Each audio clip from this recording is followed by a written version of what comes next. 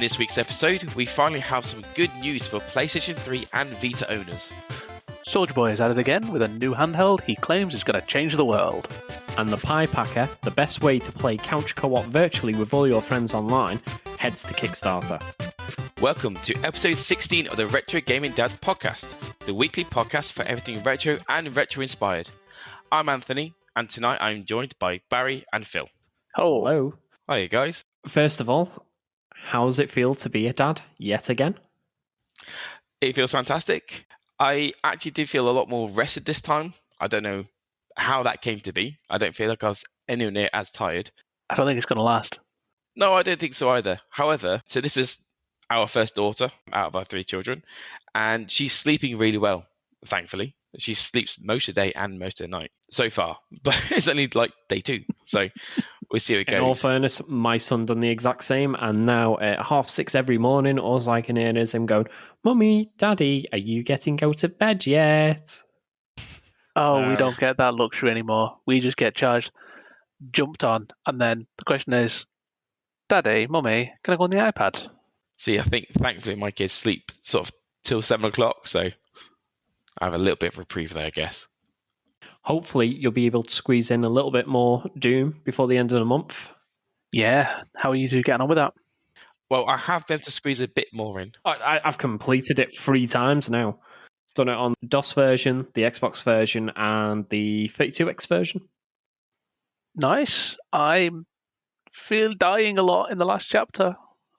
I haven't played that much of it because of everything going on. So my next week is to pick it up and go through it a bit more. Don't you start. Listen, I have had time. I would sit there, give your daughter one of your controllers. It's local co-op. Absolutely suitable for a newborn baby. Yeah, my 3-day-old daughter. His controller. We're playing Doom. Hey, starters you mean to go on? What you need to learn to do is play with your feet. I'm not going to be a monkey. Right? I'm not playing my feet. Didn't you say you played with your feet at some point, Phil? Wow. Yeah. Yes, Phil used to play Phantasy Star Online 2 with his feet. While feeding my son. He makes it sound out like it was this great feat of dexterity. It weren't, because I could tell when he was doing it, because his character was just running against the wall for 20 minutes. Pretty much, yeah. Well, I suppose we should actually talk about some video games. And since we started with a bit of good news, so we haven't actually said it officially, but congratulations, Anthony. Yes, congratulations. Thank you very much. And it is just congratulations this time, no smarky remark from me. Thank you. I appreciate that too. Yeah, they'll come. They'll come. Okay. But you just have to say something. We've got some more good news, haven't we? Oh, flipping it. Sony for once, we said before, we felt bad about always bashing Sony, but I think for the first time on our podcasts, we can say something positive. Yes, for the first time in 17 episodes. We are being positive about Sony. Yes. Hooray! PlayStation 3 and Vita stores are no longer closing. Which is good news, and it's certainly a reprieve for people who want to pick up some of those gems that are sat on the PlayStation stores. Absolutely. It's a bit ironic that we've just released, or just about to release, a Patreon exclusive episode talking about the must-have games from the PlayStation stores before they shut. And just before we put it up, unfortunately, for us, but fortunately for everyone else, Sony makes this U-turn. I know. Yeah. Shocking. Good on Sony, though. I mean, it's nice that they've listened to the fans, but you've got to ask why did it take so much backlash for them to realise that, you know what? Perhaps preserving the history of our system and our games is a good thing. Well, I think one thing we've got to, if I'm honest, realise, and we've heard from himself before, Jim Ryan has said before that he doesn't understand why people want to play older games. He doesn't understand why, people want retro and that sort of games, because it's like everyone buys a new console. Why do you play an older game? And I'm guessing that was the reason why he was closing it. But like you said, there was so much backlash, so much coming about it back against him. He's done a U-turn, which we're surprised about, really, aren't we? I must admit, I see this as just absolutely two-faced. That he's 100%. then come out and said that he's glad they're doing this to keep a piece of PlayStation's history alive. Yeah. I think this is one of those things where it strikes at the different leadership styles. Jim Ryan is very much a businessman first who looks at the gaming market as a business perspective, whereas Phil Spencer is a gamer who looks at it from a gamer's perspective. Yes, I definitely think Sony would do phenomenally well if they got someone like an analog to Phil Spencer. Yeah. Yes. Because let's face it, just think of the depth of the PlayStation back catalogue that they've got. Oh, God. More so than Microsoft. God, yeah. I mean, we, again, listen to the podcast for the full details, but we talked about some absolute gems from the history of PlayStation. Now, obviously, I wasn't in this podcast that you recorded because you were doing this. Yeah, you were too busy, like, giving birth or something. I was in hospital with my wife when she was giving birth. So I know. Choosing his wife over us. always happens. Yeah, but what he's not actually saying is, while she was giving birth, he was there playing Hyrule Warriors. Whoa. Did you until not she's- send us a picture of your setup in the hospital for playing Hyrule Warriors? Yeah, Yes no, or that's no? very true. I never Yes, said I didn't. there we go. That's all anyone needs to know. We all saw the picture of him in the delivery room playing co-op with the doctor. What? Actually, no, I played Mario Kart with Esther quite a few times. That doesn't sound stressful in the slightest. Just what you want for your pregnant wife as she's about to give birth. Here, let's play the most stressful game in existence. Hey, she has to play it. I wasn't, saying no. I obliged. Yeah, but see, the thing is, Kerry asks to play Mario Kart with me. Unlike you, I'm not stupid enough to say yes. Because And almost then beat her. every single time... No, the thing is, we play Mario Kart and we play teams. So she'll always f*** me over right on the finish line. So then it's, oops, I accidentally slowed down and used the blue shell on you at the finish line. And it just escalates from there. And by the end of doing a 4-race cup, we're just not talking to each other anymore. I mean, that's a pretty much standard night of Mario Kart. Yes.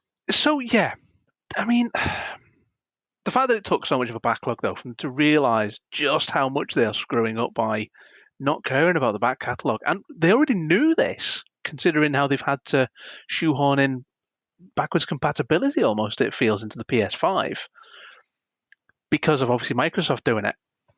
In all fairness, the Xbox 360 had a similar sort of backwards compatibility where it only worked with selected Xbox titles. So I don't know if it's necessarily shoehorned in. I've got a feeling they'll probably have it that way so they can select what games are backwards compatible. I think when I say shoehorned, I mean it feels like it was never planned initially, but they've added it because of what Microsoft were doing rather than it being planned from the start. That's more what I mean by shoehorned rather than the way it's been done. Microsoft announced the forward compatibility with accessories and games 5 years prior to the new consoles even coming out. No, absolutely, and that's where we got that gem of, if you want to play older games, well, this isn't the console. This isn't the console for you. This is for new games. From Jim Ryan came around, isn't it? You'd have thought that after the backlash that Xbox One got, because they were saying, weren't they, that they weren't going to do. Which one was it? They said they weren't going to do backwards compatibility. I'm sure there was one that was said. Originally, they said the Xbox One wouldn't have backwards compatibility with the 360. I thought so. Because the architecture was different. So the 360 was PowerPC based, the Xbox One was x86 based. Yeah. And it was probably a good 3-4 years after the launch of the Xbox, I think, that we started getting Xbox 360 backwards compatible titles, and then another year or two after that we got original Xbox backwards compatibility titles. But if you think about how much of a road they went down to make sure to make that happen, yes, they never said it wasn't going to happen. They never said that chance is coming. They, said give us time. At one basically. point, Microsoft did say it will not come. So yeah, Just and then there was because a of the backlash, and then they incompatibility. said, Well, I think the big thing is Don Matrick went. Yes, and I don't think it was so much a backlash. I think it was more the falling behind the PlayStation 4. And they were like, what can we push to show that we're different from our other competitor?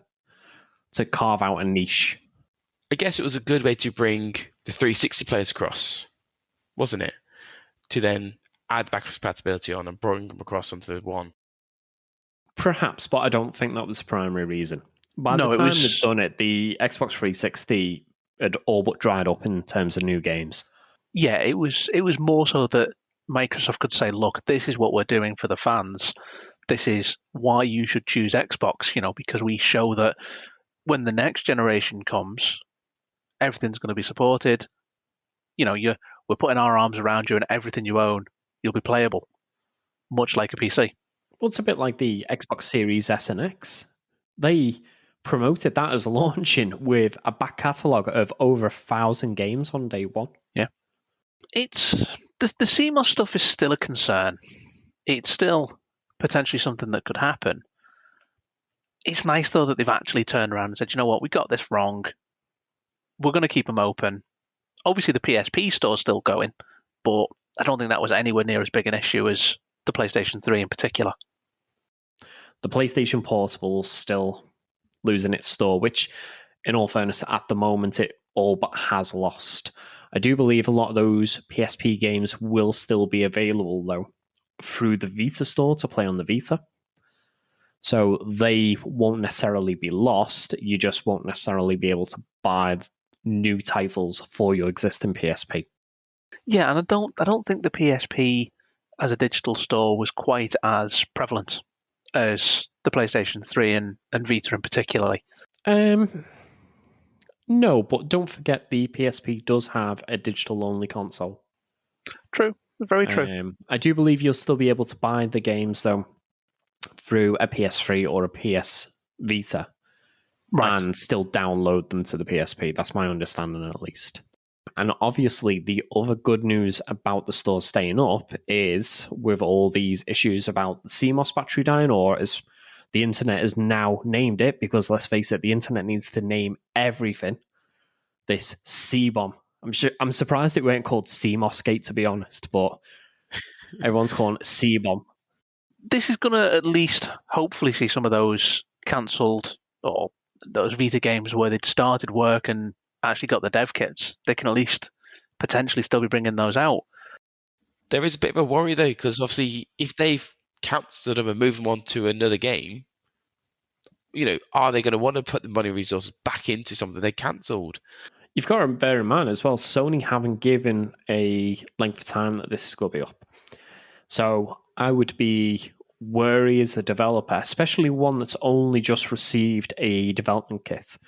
Oh yeah, that definitely. Do I still try and push for it to be on the Vita, or do I just cut my losses, move it across to the Switch? Yeah, yeah. The other question as well is the Kickstarter campaigns that have had all the refunds and everything on the back of it. Yes, it's a lot of messing around for developers. It's being cancelled. No, it's not. It's extremely uncertain. There's uncertainty behind it all. At least if you push it across to the PlayStation, to the Nintendo Switch, you've got a much bigger install base for a start. And that store's going to be up for at least, I don't know, another 3-4 years. Yeah. Well, because even if they do release a Switch Pro, I reckon they'll still use the same store, so it could be up even longer into the store. Yeah, I would imagine if it's a revision of the current hardware, it is going to be the same store. Yeah. Maybe titles on the store that only work on the newer revision, if they do make one. But it would be the same store. It'd be nice to see Nintendo take the same sort of approach to Microsoft and show a bit of love for their back catalogues and the availability and the like. Well, we have with Nintendo Switch Online, because they've given you access to games from the Super Nintendo and stuff like that already. So yes, you do have some sort of catalog. We had the Virtual Console. You could play Master System, Mega Drive, TurboGrafx, NES, SNES, Nintendo 64 titles. For example, like not long ago, Mario 3D All-Stars went off sale. On the Nintendo Wii, you could pick up Mario 64 for like £8 or £9, I think it was. So they have in the past shown a lot of love to all these old titles, but the fact that you can't easily bring these forward to new consoles, like you could bring them forward to the Wii U when that came out, but you couldn't then transfer them from the Wii U across to your Switch. And there is only a limited number of titles available as Nintendo Online members. Yeah. And it's only for two systems, the NES and the SNES. Yeah, no, you are right. And it's just a shame to me that they haven't looked to try and do the same approach as Microsoft have done with their game library. Yeah. That is definitely one thing Microsoft are doing right now. So, obviously, we've gone through, thankfully, having some of them positive from Sony. They're no longer cats in the stores. So, it's good they've listened, but it's just the uncertainty around it all does make me nervous. Yes. I think this last generation or two has shown possibly the unwanted future that we're heading towards. Because it has also come out as well as the PlayStation 3 and 4 having these issues playing digital and, in the case of PlayStation 4, physical titles once these servers go down. It also appears that both the Xbox Series S and X and the PlayStation 5 will suffer the same fate. So I wasn't aware of this on the Xbox. I'd heard about it being an issue on the PlayStation 5, though. So what is it with the CMOS battery that causes the same problem with the Xbox? It's nothing to do with the CMOS battery. Right. What it is on the Xbox Series S and X, when you first pop a game in, it will go online and it will authorize that game for you. So if there's no server, apparently, it can't authorize it. You can't play physical games. Right. If you've played the game on the console before, you should be able to play indefinitely, regardless of the state of like any sort of time being kept on or not. But for the first initial time, it would need an online connection. I'm surprised this hasn't appeared as an issue already for people that don't have an internet connection or didn't want to connect to the internet. Well, for those people, they had another system, the Xbox 360.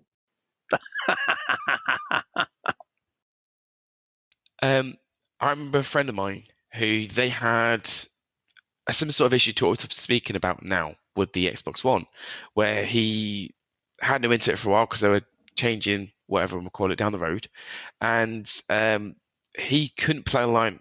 He couldn't play his games at all, because he needed the connection, and so he'd have to tether his phone, get the connection on, get it authorized, and then disconnect it from his phone to play the game. And don't forget, quite a few games now require that online connection regardless anyway. It's true. That is very true. How many times have you tried to play on your own on Division, and if your internet goes out, just boots you out the game? Yes. Yeah, I mean, obviously being online is a much, or being offline, I should say, is a much rarer thing nowadays. It is. I make a joke about it, but it's not a joke at all. If my internet goes down, I will just go to bed. There is nothing to do. I used to be like that. So some would say play with my son, but nah. When I've been traveling and I've been in hotel rooms and the internet's been particularly shoddy, I will just crawl up and go to bed. There's only two things to do when there's no internet: eat and sleep. Yep. Yes. TV's not normally great. I'd say this is a unfortunate direction that consoles are going in the future. However, there is a bit of light at the end of the tunnel. Soulja Boy is here to save us with his new console. Oh. And it very likely does not require a persistent connection to the Soulja online services to actually work. Mainly because I don't believe they exist. In all fairness, I don't believe this console exists. It's certainly not been made by him. That's a very shoddy way he's done it. Well, this new console, which, in his own words, he has built from scratch, an all-new design, all new games, all new deals, whatever that means, and He says, "Let's make history." Are you infused about this console? The greatest release of this year. No. Yeah, neither am I. I mean, No. it's an overpriced Android device that's probably not going to have the titles all legally registered and licensed. What all new games could he possibly mean? I don't know. He's probably expanded Right. from NES to SNES games or something similar. That's mean he's just plagiarized games, surely. No, he hasn't plagiarized games. That would assume that he's like made his own games and just ripped off other games. I'm fairly certain he's just wholeheartedly stolen these games. What he's probably going to do, because he's been in a bit of trouble with Nintendo, and they nicked his website and everything from him. Yes, unfortunately, that website no longer points to Nintendo.com. I had a look earlier. It's actually now up for sale. Well, I have a feeling that this is probably going to be filled with Sega's games. Oh, innovative. Yeah, let's get around Nintendo being in trouble with Nintendo and Nintendo coming after us. We'll try someone else. Yeah, that could be it. That could be the all new games. Yeah. Well, his new console is $200. It's on sale. Or you can actually get this at the moment. It's available on Amazon in the UK for £239.99. Oh, what's that? Just think, you could buy a Switch and a game, or you could buy this pile of shit. So I'm going to throw devil's advocate here. Oh, don't you start. Kinda. He's already backpedaling and he hasn't even said what he was going to say. Not really devil's advocate, actually. No, it's terrible. You could potentially get an Android phone for that kind of money. That'd actually be all right as a little gaming device. Right. You could, yeah. It's an Android phone that cost me £40 and a controller that cost me £60 or £70. And basically it turns it into a Nintendo Switch sort of device. My point was more about Android devices, though, than Soldier's device. I would avoid that one like the plague. Because it's going to be... Yeah. I was going to say it's basically an Android phone, but without the phone part. And that's what I mean. Sorry, don't you mean you would avoid anything by Soulja Boy like the plague, not just a device? Wait, he's a musician, but it's not my kind of music, I don't think. So probably, yeah. Anything by him. I can only think of one Soulja Boy song in all fairness. Crank that. Yes. That's what I can think of. And I only know that because it's on a Dance Central. I'll take your words for it. It's probably about as far away from the kind of music I listen to as potentially can be. Bear in mind, this is described as being built from scratch with an all-new design.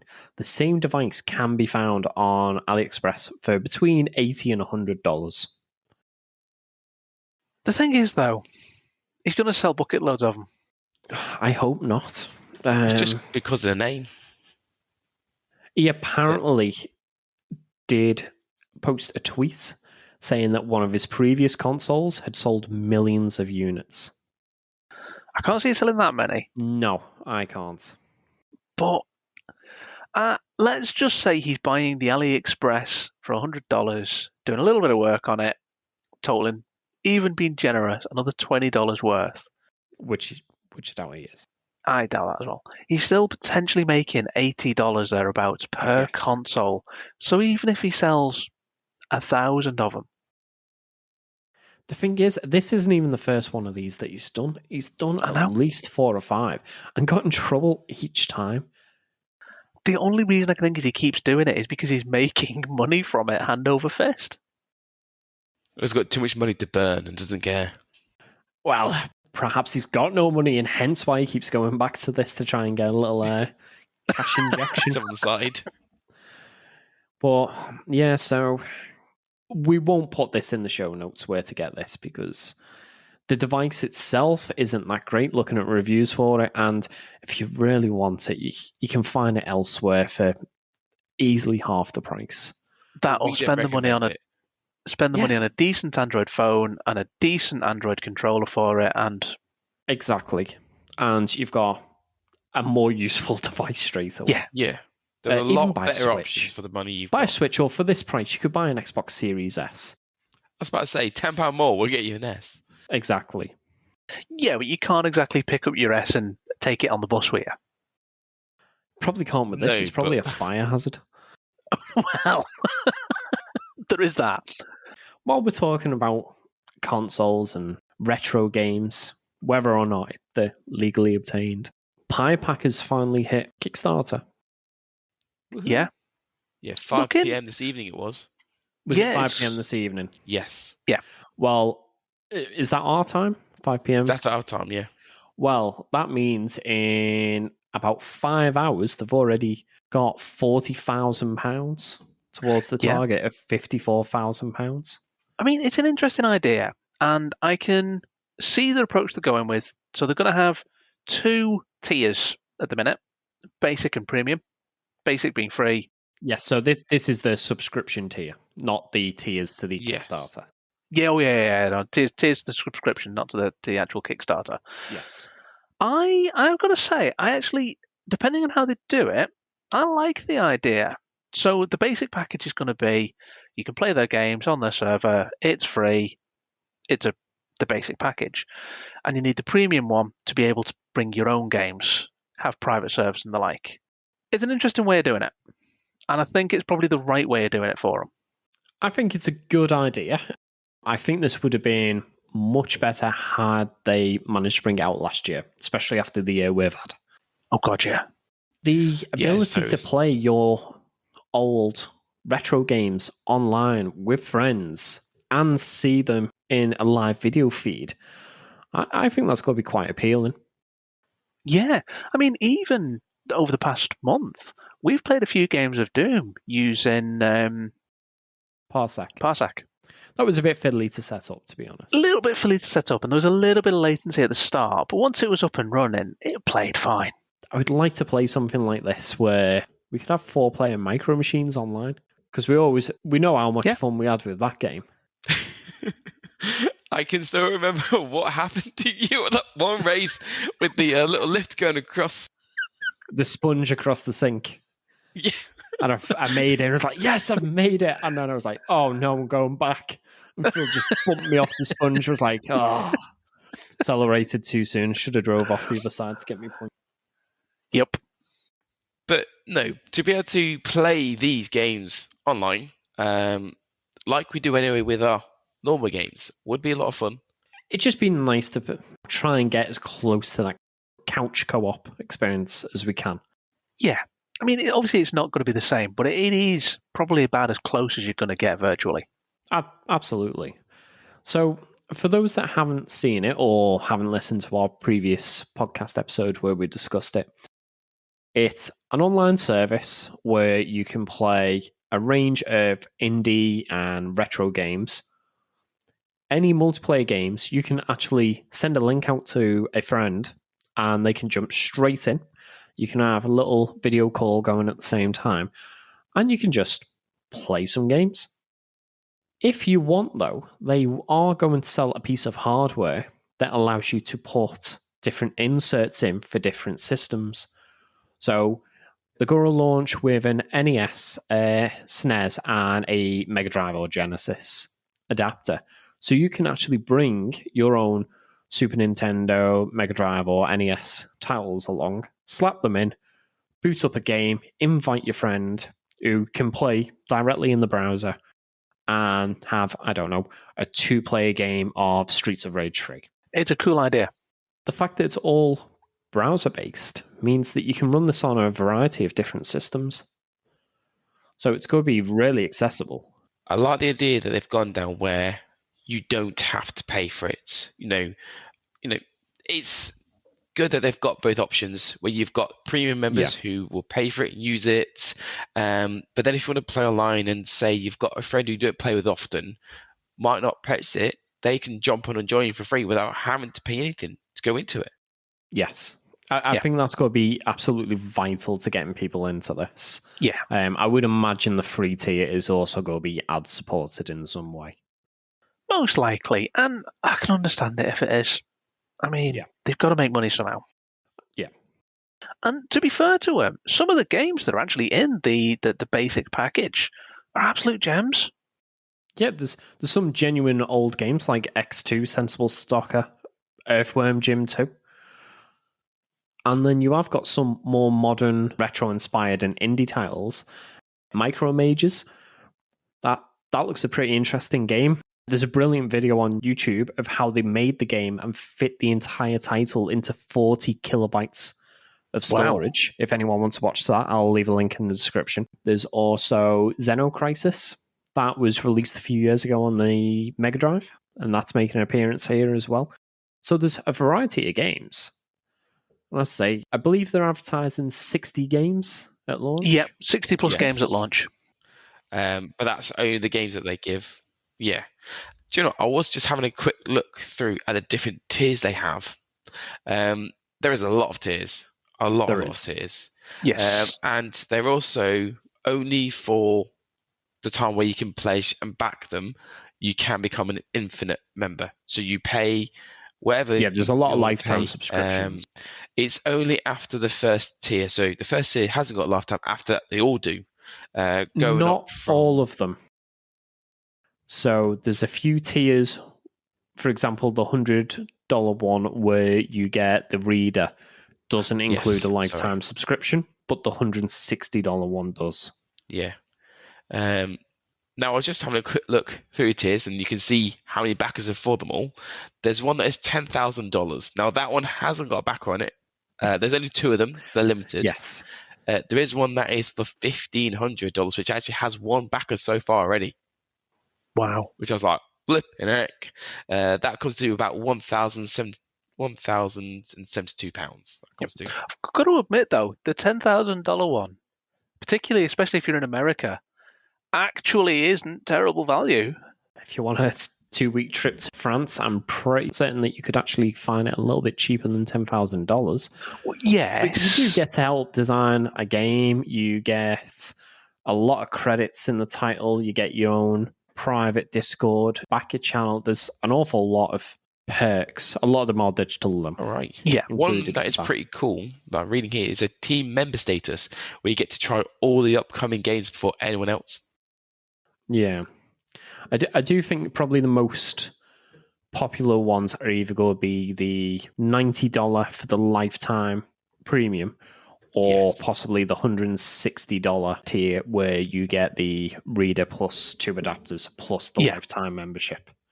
Which, considering what you're getting, that's actually not a bad price. No. Although they are limited. So the 160 tier, I'm just having a look now, which is about £115. It's limited to 200 and 99 of them have already been snatched up. Yeah. Wow. I might look at maybe backing it. If anyone out there is thinking about it, I certainly would say know the risks going into Kickstarter. Yeah. Because it could come out perfectly fine, or it could just not come out. Or it could come out like Mighty Number 9 and you just don't have a box that fits the manual. Yeah, still salty. You've not heard him. No, it looks interesting. Any ways to play classic games on modern hardware as well, it's always nice. Yeah, it's a nice way to bring some old classics to modern, devices very easily. So with us talking quite a lot about hardware this episode so far, perhaps we should move on to talking about some new software that's coming up. Yeah, so a number of titles have got trailers over the last couple of days, and the first one that caught my eye was the latest Wonder Boy Monster World 4 trailer. I know that you've played Wonder Boy Monster World, haven't you, Phil? That personally is one of my favourite Mega Drive titles. Well, this is a remake of the direct sequel to that, which was never, on the Mega Drive at least, never released outside of Japan. It did come with a collection on the PlayStation 3 and the Xbox 360 though. But I haven't played an awful lot of it, so I am looking forward to it. And the artwork looks pretty nice from what I've seen as well. Yeah, it's like a 3D cel-shaded style. Yeah. And it looks nice enough. I must admit, I was hoping it'd be similar to the Monsters Lair remake from a few years ago. Well, that artwork was beautiful, let's be fair. I mean, it was all hand-drawn. Honestly, that and some of the Shantae games are some of the best 2D games I've ever seen. I myself, I've only played Dragon's Trap, and I did quite enjoy that. And I would like to play some of the other games as well. So this might be one that I might look into playing as well.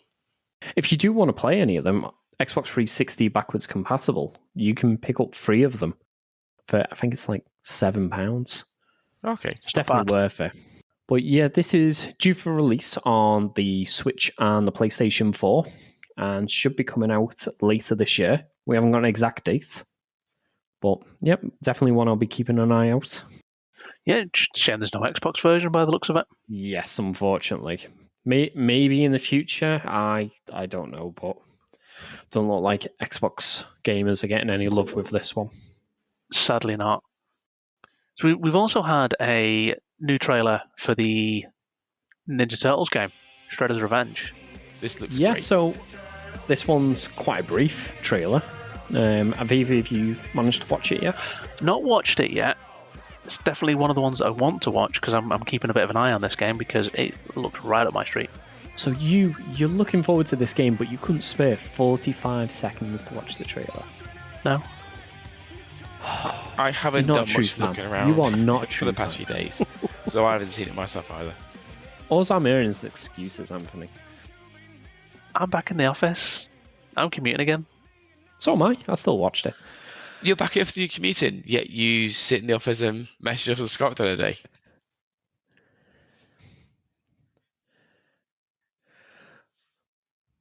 So the trailer, it's a pretty brief trailer. It's just showing off some of the fighting styles of the characters. So you've got Leonardo, which, surprise, surprise, seems to be the balanced Boring character of the lot, Yeah. or the boring one.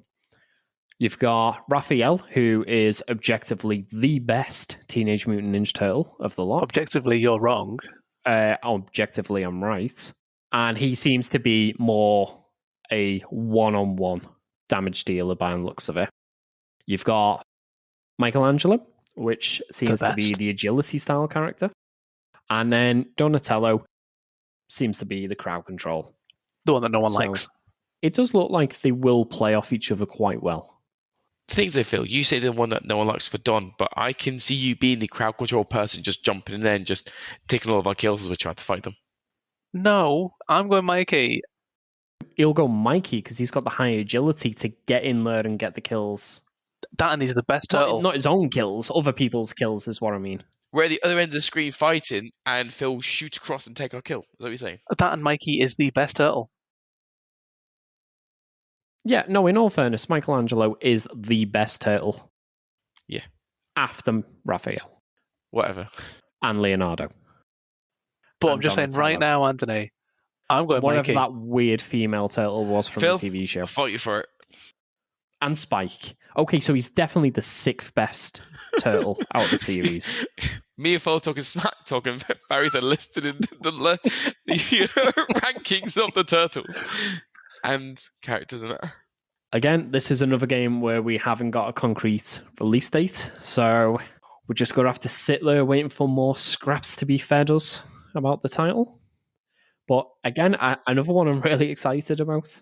That and we've had some brilliant titles from the developers already. So we've got some solid groundwork that we worked on from it. So we can hope for good things. Yes. Are you on about the publisher? Yes. Yeah. Yes. So most notably last year, Streets of Rage 4. Yep. We have a lot of stuff to look forward to. And the last tidbit that we have as well from it is a House of Dead remake as well. Yes. I hope that you, at least one of you's played the original House of the Dead. Yeah, that's where you had the keyboards on the back and you had to type to kill them, wasn't it? Nope, that was Typing of the Dead, and that was the second game. I know it was. House of the Dead was brilliant. I played at the arcades quite a bit. Yes, the game you were on about was not House of the Dead. It was House of the Dead 2. Wait a minute, which one was the original House? I've played a few of the House of the Dead. House of the Dead is the one that is literally set inside the singular mansion for the majority of the game. Right. So you're on about, if you're thinking about House of the Dead 2, you're on about the one where you start off in the street and you go through the buildings that way, isn't it? And like you go into like Venice type waterways on the gondolas. Yeah, that's the second one. Yeah, that's 2. That was on the Dreamcast, wasn't it? Yes. So I think House of the Dead. Saturn, wasn't it? Sega Saturn, yes. Absolutely terrible looking port. Played okay, but it looked absolutely atrocious. But then the arcades went a bit bonkers, and you got shotguns and Uzis. Yeah, see, I myself have only played the arcade versions. Yes, I remember playing House of the Dead 3 with a shotgun and getting 3 or 4 stages into it, and I was like, just kill me, my arms are killing. There was no way I was letting my character die, but I was secretly wishing But you just died. You know, the cold embrace of death. just let You me wanted to die. break free from it. Yes. But I remember the House of the Dead games quite fondly. How they'd play on the Switch, I'm unsure. I'm assuming it's going to be a bit like the House of the Dead pack on the Wii, where you just use the remote as a pointer. So it's not going to be the same experience. Yeah, but on the Wii you had the gun mold that you could slot the controller into. The Switch doesn't have that. That's still just acted as a pointer. No, I know, but it was a lot easier to be able to hold and control it. Holding the controller at the screen pointing is going to be really unnatural. Yeah, depending how the way to hold it. Even with the gun adapter for the Wii, it weren't playing like a normal, like the Sega Saturn stunner guns did on the original House of the Dead on the Saturn. Yeah, it's not the same. It's probably as close as you're going to get to a light gun game at the moment, though. I'm apprehensive. Yeah, unfortunately, with CRTs going, light gun games aren't really a thing anymore, which is a shame. It is. Yeah, I love the light gun game. I remember having one for the original PlayStation, and I absolutely loved it. Which one was that? Time Crisis? Yes, I'm pretty certain it was one of the Time Crisis games. It seems like the most likely because that was the most prevalent one on the PlayStation. If he said, I can't remember, but it was absolutely insane, I was going to say Point Blank. Oh yeah, Point Blank's a really popular one. Well, you'd know if it was Point Blank because you had the weird explorer with a hat and you had to do loads of little weird type mini games. Whereas at Time Crisis, Point Blank actually had an RPG mode in it. Did it? Yeah. You used to control your character around by shooting where you wanted them to go and all sorts. And instead of random battles, you'd go into the battle, but it'd be a random mini game. Right. I never played too much of it, but I do remember it being really zany. I was definitely more on the Time Crisis front. I think the last light gun games I had were for the Dreamcast. I've got House of the Dead 2 and Confidential Mission, which is kind of a spiritual successor to Virtua Cop. I still remember thoroughly enjoying Lethal Enforcers, as much as you may not have. It was rubbish. I did have Point Blank. Point Blank. I had Point Blank and Time Crisis. I remember having both of these games. Right. But no, they were the big as soon as I saw the art style and the characters, I'm like, yes, I had that game. The second I saw it. But I enjoyed those sort of games. Unfortunately, this is the reason why I want a CRT TV. Just to relive these titles. Yeah. Well, there was a few people actually working on ways of getting light gun style games working on modern TVs, isn't there? Yes, I believe there is one gun called the Sinden gun, which is compatible with LCD screens.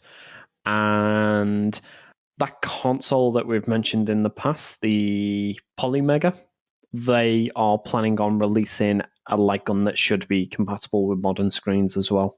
Okay, so interesting. See, it'd be nice to have them back. Absolutely. Unfortunately, they're not cheap. I believe the only one that I know that's been released is the Sinden light gun, and I'm sure that's over £100 per gun. Bloody hell! Doesn't it need crazy laser arrays setting up around your screen as well? Because it pinpoints using the lasers and where you break the laser effectively. Not that I'm aware of. I think it works by using a border around the game so it can track it. Right. It does mean that if you play a emulated, say, Virtua Cop or Point Blank, you can still use it. Right. Obviously, I'm guessing the reason why the light guns nowadays for LCD TVs would be so expensive is because not many people would use them or are using them. If a big load were made that weren't so hard to make it so it did work with LCD TVs, and a big minority of people would buy them, it wouldn't be so expensive, but I guess because it would be such a niche market to use them, and because of the complexity of it working, it's where the shortfall calls. No, it's just because it's sudden difficult. They had a way of tracking where you were shooting by the scan lines as they went along on old TV. So an old CRT telly is drawn from top to bottom, say, and it goes along line by line, whereas modern tellies are progressive. So it updates the entire image in one go. So straight away, that's broken how these games tended to work. I think we've talked about this before, and I think where that style of game is really going to find its places on VR. Yeah, absolutely, because VR, it's inherently cheaper if you take into consideration the cost of the VR headset compared to the cost of a console or a PC. I've got a £300 Oculus Quest. I can jump into VR, this big expansive world, and start playing a game like Robo Recall. Brilliant game. And you're a lot more involved in that than looking at a flat screen. Yeah. Plus, it allows you to do different things like rip the heads off robots and rip them limb from limb, like a sadistic child taking apart an insect just for your own twisted amusement. Now we're getting insight to Barry's mind. Get out now. Yeah, I definitely need counselling. Yeah, I think so too. Right. But, well, we're pretty much coming towards the end of our gaming-related stuff. But just before we came on, I did spot there is a 7-minute long Mortal Kombat clip. Have either of you two seen it? No, well, I've not managed to find 45 seconds, never mind 7 minutes. Well, yeah, that's a fair point. So they have actually put up the first 7 minutes of the new Mortal Kombat movie, which I believe is out at the end of the week. And well, after this, I'm going to go watch it. It looks pretty good. A lot better than Mortal Kombat Annihilation, but that was a pretty low bar. I was going to say, you want to set the bar pretty low there. Not much lived up to.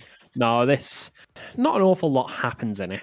So it shows a scene that's been shown an awful lot throughout the different Mortal Kombat games, where the Lin Kuei kill Scorpion's family.